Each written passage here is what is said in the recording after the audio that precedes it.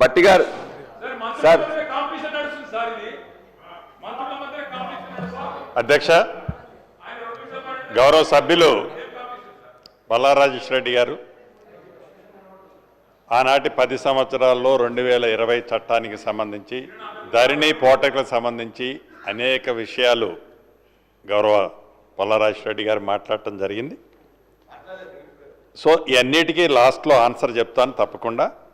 గౌరవ deputy chief minister గారు చాలా స్పష్టంగా ఎన్నికలు ఏవైతే మొన్న ఎన్నికలకు పోయే ముందు కాంగ్రెస్ పార్టీ ఆలోచన ధరణిని గురించి చాలా స్పష్టంగా ధరణినే ఏజెండా చేసుకొని ధరణి కాన్సెప్ట్ మీదనే ధరణిని రెఫరెండంగా తీసుకొని కాంగ్రెస్ పార్టీ ఒక స్లోగన్ ఇచ్చింది, వాళ్ళు ఒక స్లోగన్ ఇచ్చారు. ఫైనల్ కంక్లూజన్ తెలంగాణ ప్రజలు ధరణి బాగుందా బాగలేదా అనే నిర్ణయాన్ని సార్వత్రిక ఎన్నికల్లో ప్రజల తీర్పు స్పష్టంగా చూసాం. గతంలో 2020 చట్టం ఏ రకంగా చేశారు, ఎంత ఆతృతగా చేశారు, ఆ చేసిన దాంట్లో ఇటున్న సభ్యులే ఇబ్బంది పడలేదు, ఇటున్న సభ్యులు కూడా కోకొల్లల మంది ఇవాళ శాసనసభ్యులుగా ఎమ్మెల్సీలుగా పార్లమెంటు సభ్యులుగా గతంలో మంత్రులకు చేసిన అనేక మంది వారి భూములకు సంబంధించిన ధరణి వల్ల నిన్న మొన్న నా పక్కన వచ్చి కూర్చొని డిస్కషన్ చేసేవన్నీ కూడా వారి వ్యక్తిగతంగా సంబంధించిన భూములు ధరణిలో మిస్ అయినాయనే వచ్చి అడుగుతున్న సందర్భం స్పష్టంగా చూశాం. నేను తమరి ద్వారా గౌరవ సభ్యులకు ఒక్కటే చదువుతున్నాను. ఎస్, కాంగ్రెస్ పార్టీ సైంటిఫిక్గా ప్రజల కోరిక మేరకు భూభారత కాన్సెప్ట్తోనే రాబోయే మళ్ళీ సార్వత్రిక ఎన్నికల్లో భూభారత కాన్సెప్ట్తోనే మేము పోతున్నాం.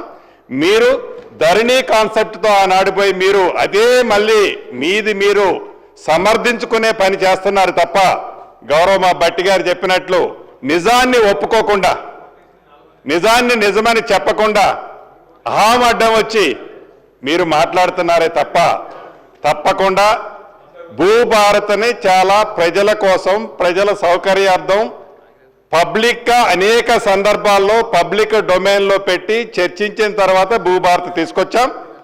మీరిచ్చే సూచనలు సలహాలు తప్పకుండా మంచివైతే సేకరిస్తాం. మళ్ళీ ఎన్నికల్లో ఈ భూములకు సంబంధించి భూమి ఆసాములకు ఇచ్చే భద్రతకు సంబంధించి భూభారత్ని ఈ మా ప్రభుత్వం ఇదే రెఫరెండంగా మళ్ళీ ఎన్నికలు పోతాం. తప్పకుండా ప్రజలు ఎవరిని ఆశీర్వదిస్తారో చూద్దాం. అధ్యక్ష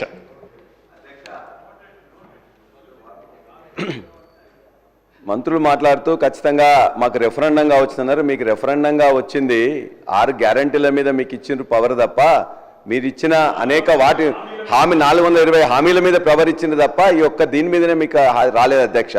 మేము కూడా ఖచ్చితంగా చెప్తున్నాం. మేము కూడా మీరు ఏదైతే ఇవాళ భూభారతి పెట్టి భూహారతి చేయబోతున్నారో ఆ భూహారతి మీదనే ఖచ్చితంగా మీరు అనుకున్నట్లయితే ప్రజల ముందుకు మేము వెళ్తాం, మీరు వెళ్తాం. ఖచ్చితంగా ఆ రోజు మళ్ళీ ఏం రెఫరెండ్ వస్తుందో చూద్దాం. వారు చెప్పారు భూస్వాములు జాగీర్దారులు చాలా మంది ఉన్నారని చెప్పేసి. మరి మీ యొక్క ఈ చట్టంలోనే ఈ యొక్క తెలంగాణ సోషియో ఎకనామిక్ అవుట్బుక్ బుక్లోనే మీరు ఇచ్చారు ఏమని, ఈ రాష్ట్రంలో 25 ఎకరాల కంటే ఎక్కువ ఉన్న వాళ్ళు ఓన్లీ 9,000 మంది ఉన్నారు మాత్రమే మీరు లిస్ట్ ఇచ్చారు. మరి ఎక్కడ భూస్వాములు ఉన్నారు? 52 ఎకరాల పివి నరసింహరావు గారు తెచ్చిన సీలింగ్ యాక్ట్ ప్రకారం 54 ఎకరాల కంటే ఎవరికి ఎక్కువ ఉండకూడదు. ప్రతిరోజున 100 ఎకరాలు 200 ఎకరాలు 400 ఎకరాలు ఉన్నదని చెప్పేసి మాట్లాడుతుంటారు. అవగాహన ఉండి మాట్లాడుతున్నా లేదా అని చెప్పి తెలియదు ఇది. అదేవిధంగా ఇవాళ అనుభవదారు కాలంలో కూడా మేము చెప్తున్నాం ఖచ్చితంగా మరలా ఇవాళ అనుభవదారు కాలం పెట్టి వాళ్ళ పేర్లు రికార్డ్ చేయడం అంటే మళ్ళీ కౌలుదారుల పేర్ల మీద వివాదాలు సృష్టించడం తప్ప మరొకటి కాదు. అదేవిధంగా ఇలా ఫౌతీ విషయంలో కూడా ఇవాళ ఫౌతీ విషయంలో కూడా ఇప్పుడే సంజీవ్ రెడ్డి గారు చెప్పారు. మేము ఫౌతీ ధరణిలో పెట్టిన ఫౌతీలో అంతకుముందు ఫౌతీలో ఏముండేది, ఆనాడు విఆర్ఓ కానీ ఆ గ్రామాలకు పోయి 45 రోజుల నోటీస్ ఇచ్చి వాళ్ళందరూ కూర్చొని మాట్లాడుకొని అక్కడికి రమ్మని చెప్పేవాళ్ళు. మేము పెట్టిందేంటి ధరణిలో ఇవాళ ఈ విఆర్ఓ వద్దు, నోటీసులు వద్దు, డైరెక్ట్గా మీ కుటుంబం వాళ్ళే మాట్లాడుకోండి, మీరు వచ్చి మాట్లాడుకొని మీరు ఒప్పుకున్నట్లయితే ఇక్కడ ఇమ్మీడియట్గా కూడా మీకు రిజిస్ట్రేషన్ కూడా ఫౌతీ సక్సెస్ అవుతుంది. కాబట్టి ఒకవేళ మీరు ఒప్పుకోనట్లయితే మీరు కోర్టుకు వెళ్ళండి అని చెప్పినాం. మళ్ళా మీరు ఇలా బయటికి మళ్ళీ పంపించి మళ్ళీ విఆర్ఓని కూర్చుని పెట్టి నోటీసులు ఇచ్చేసి ఆ యొక్క ఫౌతీ సెక్షన్లో కూడా మళ్ళా వివాదాలు సృష్టించే విధంగా ఈ చట్టంలో చెప్పబడింది. కాబట్టి అది కూడా సరిగ్గా లేదు. అదేవిధంగా జమాబందీ అని పెట్టిండ్రు. ఎందుకు చేస్తారు అధ్యక్ష జమాబందీ? జమాబందీ అనేది 2011-12 నుంచి మొత్తం బంద్ అయిపోయింది. ఆ ఊర్లో ఉండే భూమి, ఆ భూమి స్వరూపం ఎట్లా ఉంది, భూమి యాజమాన్య హక్కులు ఏమైనా మారినాయా, అది తడి ఉందా, కుష్కి ఉందా, నీళ్ళు వస్తున్నాయా, దానికోసం అని చెప్పేసి పెట్టేవాళ్ళు. ఇవాళ మొత్తం తీసేసినాం. మళ్ళా ఇవాళ జమాబందీ పేరులో మళ్ళొక దుకాణం తెరిచిండ్రు ఇవాళ భూభారతిలో. అంతేకాదు ఇవాళ భూమి స్వరూపం తెలుసుకోవడానికి ఇవాళ ఏఈఓలు ఉన్నారు. 5,000 ఎకరాలకు ఒక చొప్పున ఏఈఓలు 2,600 మందిని గత ప్రభుత్వం రిక్రూట్ చేసింది. వాళ్ళందరూ రికార్డ్ చేసుకుంటున్నారు. ఎందుకు ఈ జమాబందీ? అంతేకాకుండా మాన్యువల్ పహానీ అని చెప్పి మళ్ళీ మొదలు పెట్టిండ్రు. మాన్యువల్ పహానీ అంటే ప్రతి సంవత్సరం నీకు రికార్డెడే ఉంటుంది. ఆ రికార్డునే దాన్ని రాకుండా మొత్తం మాన్యువల్ పహానీ చెప్పి ఎండాకాలంలో మళ్ళా కూర్చొని వాళ్ళు మళ్ళీ ఉన్న పట్వారీ కానీ లేకపోతే విఆర్ఓ రాసి మళ్ళీ అదొక దుకాణం. ఫౌతీ కానీ మ్యుటేషన్ కానీ ఇవన్నీ కూడా మళ్ళా కొత్త దుకాణాలు తెరిచింది తప్ప మరొకటి కాదు. వాటి దయచేసి మీ అందరం కూడా మేము గౌరవ సభ్యులు అసత్యాన్ని సత్యంగా చేయాలని ఏదైదో ఆతృత పడుతున్నారో అవన్నీ రేపొద్దున రూల్స్ అంటే మీరు మాట్లాడే దాంట్లో నైతిక హక్కే లేదు. మీరు 2020లో చట్టాన్ని చేసి మీరు దిగిపోయేంత వరకు ఆ చట్టానికి సంబంధించిన రూల్సే ఫ్రేమ్ చేయని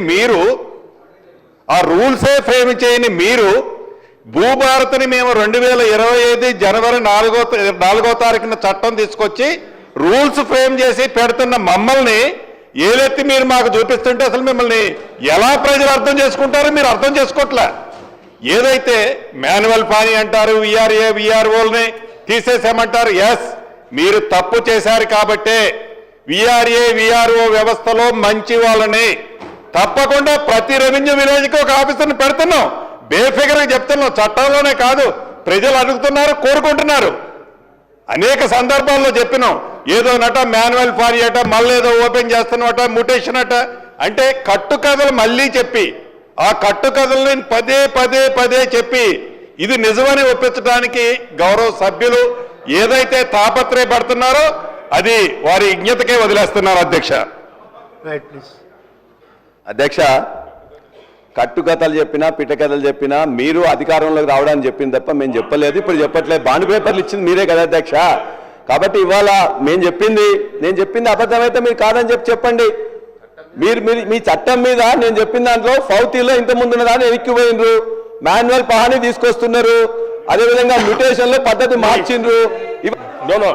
అదే అధ్యక్ష సార్ అధ్యక్ష భూమి చాలా ముఖ్యమైన అంశం అధ్యక్ష. రాష్ట్ర ప్రజలు ఈ రకంగా తప్పుదోవ పట్టించే పరిస్థితి చేయొద్దు. ఇప్పుడే రెవెన్యూ మంత్రి గారు చాలా స్పష్టం జమాబందీ గురించి వారు మాట్లాడుతూ ఉన్నారు.